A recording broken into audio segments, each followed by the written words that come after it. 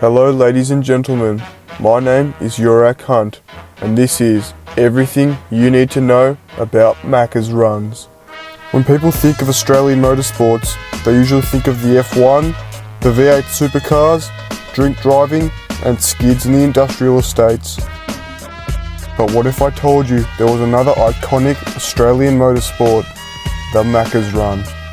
You may be thinking, the Macca's Run's not a motorsport, but that's where you're wrong. The Macca's Run is arguably the most intense motorsport Australia has to offer. The Macca's Run involves a driver, usually a P-plater, taking corners at 90 k's an hour with 8 people stuffed into the back seat of a Hyundai XL. Most of you won't know this, but before my adult film career took off, I used to work at Macca's. So just like P-plate driving, I also have a PhD in this subject. The Macca's Run is a sport undertaken by people from all different walks of life. Of course, the most common person you'll see doing a Macca's Run is a P-plater. Usually in a Lancer with a fart cannon, the P-plater is there for 2 reasons: to get a $1 frozen Coke and 2 Macca's trays for the trip to Mexico. The second most common type of driver you will see undertaking a Macca's Run is the tradie. Usually driving a Hilux, the tradie is there for one reason: cheap coffee.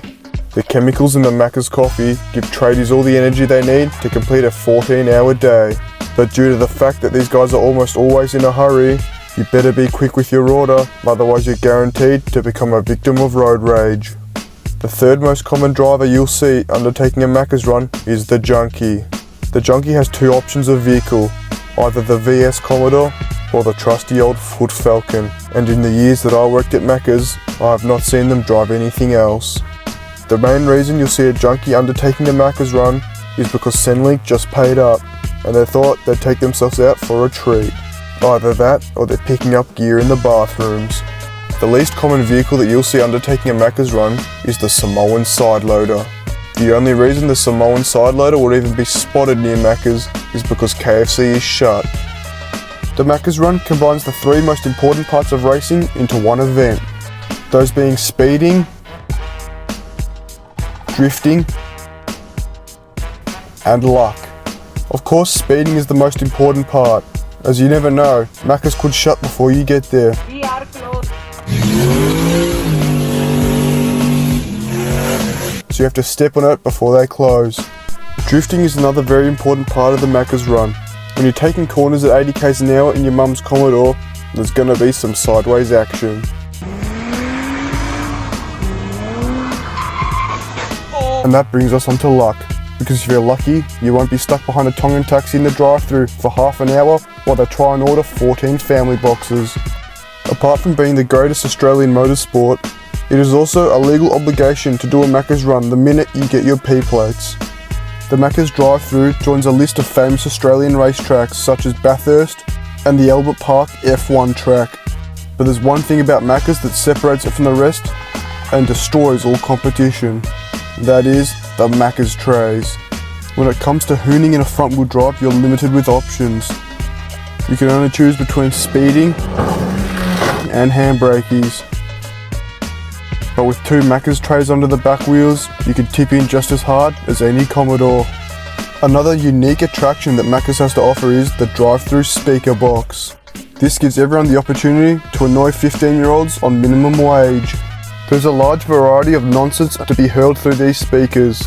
Some of my personal favourites are blaring music full volume through the drive-thru speaker,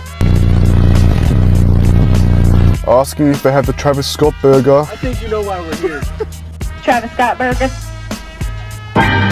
and a personal favourite of mine, deafening the worker with an air horn. Hi, what can I get for you today? Hi, can I just get a... But the best thing about Macca's is the car meets. Even if it's not intentionally a car meet, you will often find better cars in the car park than at most car meets. This is because all the regular traffic, shitbox, Falcons and Commodores crashed on the way to Macca's while taking a corner at 80 k's an hour, or they're clogging up the actual car meets. But this isn't even the best part about the Macca's Run. My favourite part about the Macca's Run is what I like to call drive-thru roulette. Drive-thru roulette is a game you play when you try and take the biggest shitbox or unroadworthy vehicle through the drive-thru, such as a bike, scooter, electric scooter, cardboard box, the old Foot Falcons, a go-kart, motorised esky, skateboard, and my personal favourite, the jet ski.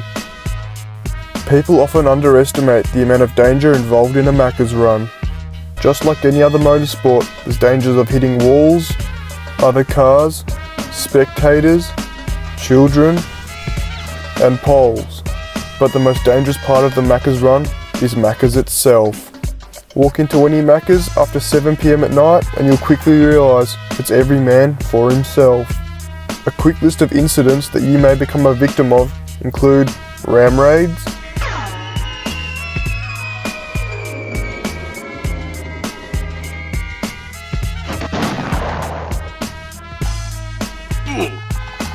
stabbings, biting, hygiene issues, There's a rumour at the Engadine McDonald's. How do you respond to that rumour? Well, of course it's rubbish. I mean, it's one of those urban myths. and of course, shootouts. But unfortunately, that's just the price you have to pay on top of your $2 Big Mac. Another necessity for a Macca's run is a burnout in the drive-thru.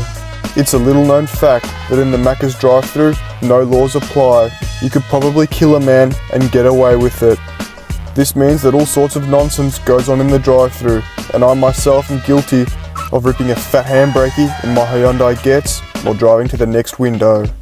But no Macca's run is complete without chucking a fat skid in the drive-thru, a fat skid in the car park, and leaving a fat skid mark in the disabled toilet. But the best part about the driving offences that you can commit while doing a Macca's run is that they are transferable to other fast food places. Places such as KFC,